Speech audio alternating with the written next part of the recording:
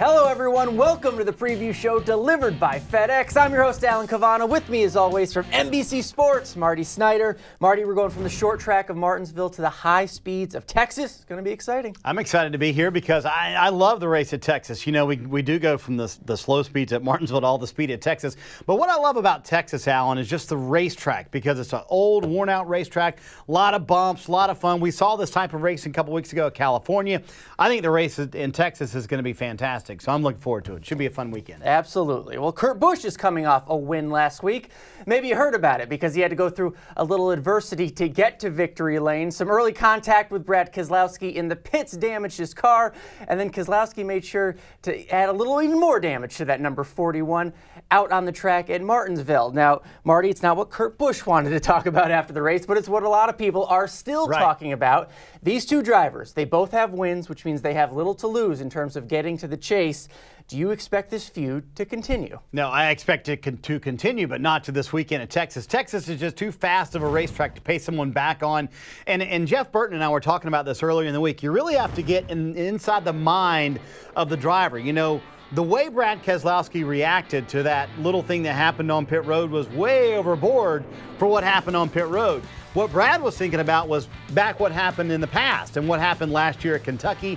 A couple of times they've gotten together. That's what he was angry about. So all that bubbles to the surface, you know, later on, and that's what came up Sunday. And I think the rivalry will continue, but I think it will continue to bubble under the surface until they get to a place like Bristol late in the year, Martinsville, Richmond, somewhere like that where you can really repay someone. That's when it'll come back up. But I think it's great. I think that having a rivalry like this just sort of simmering underneath the surface is fun for all of us to talk about. But I don't think it will be something that's paid back this weekend at Texas or any place like that. That's way too fast. And I like what Kurt had to say this week after the incident Sunday. He said, you know what? I'm going to race him clean, but I'm going to race him hard. He is not going to give him any breaks. And I think that's the way those two will race each other all year long, and that makes it fun for us fans. Absolutely. Well, speaking of Kurt, there was a time on this show where some of us questioned the health of Stewart Haas Racing earlier in the season. Yes, I questioned the health of SHR earlier in the season. Marty, I'll give you credit. I didn't You say never anything. wavered. You said it was too early. And now look, they're the only organization that has 2 wins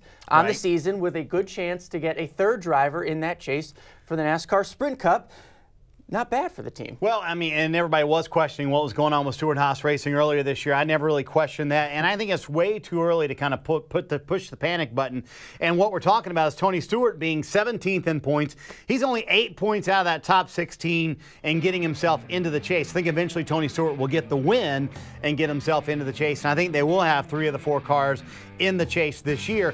But I think with all these different winners, and you look at guys like Jimmy Johnson, you know, Denny Hamlin, Matt Kenseth, all those guys haven't won yet this year. We're going to have a lot of winners this year. Plus, you have guys like Kyle Larson knocking on the door, getting the win.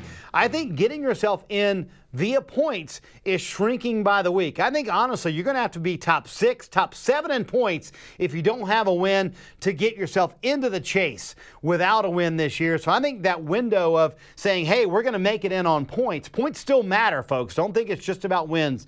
Points certainly still matter, but I think the window to get yourself in on points is shrinking every week when we get all these new winners. And speaking of Texas and winners, who's winning in Texas? Well, this would be the 3rd week in a row because you write the show. You get first pick, and you've taken my pick. But that's okay. You left the door open. Smart. Yeah, you left the door open for me to take Jimmy Johnson. That's who I'm going to go with this week. Listen, I think Jimmy Johnson, the longer he and Chad Knaus put themselves in position to win races, they're eventually going to get a win. Don't worry, folks. And we went through the stretch last year, if you'll remember. Jimmy Johnson was dominating races and not winning them. That's what we've had really the last 3 weeks, you could argue, even going back to Bristol. They've had a car that could win the race, but they've had issues every week. Or at the end of the race at Martinsville, they just didn't have the handle right on the car. I think eventually Jimmy Johnson will be in a position to win a race. So I really think Jimmy Johnson is the guy to beat this weekend. I thank you for leaving the door open and letting me take him. Absolutely, because I'm going with the correct pick this weekend. Joey Logano is winning this weekend in Texas. He's had nothing but speed. All the Penske cars have had nothing but speed.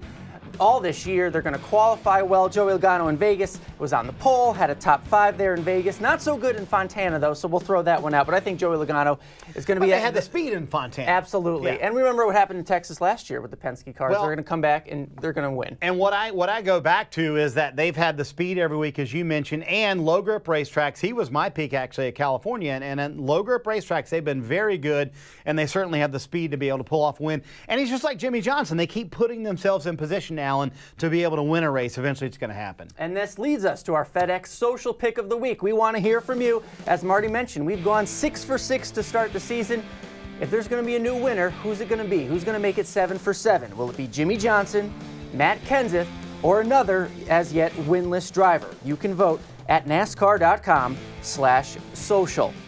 Well, that's it. May the best man win. Jimmy Johnson, Joey Logano. Every week you say your pick's going to be right. Well, it's going to be eventually. Only a couple times it's going to happen this year. All right, we'll see what happens on Sunday. Thank you for watching the preview show delivered by FedEx. For Marty Snider, I'm Alan Cavanna.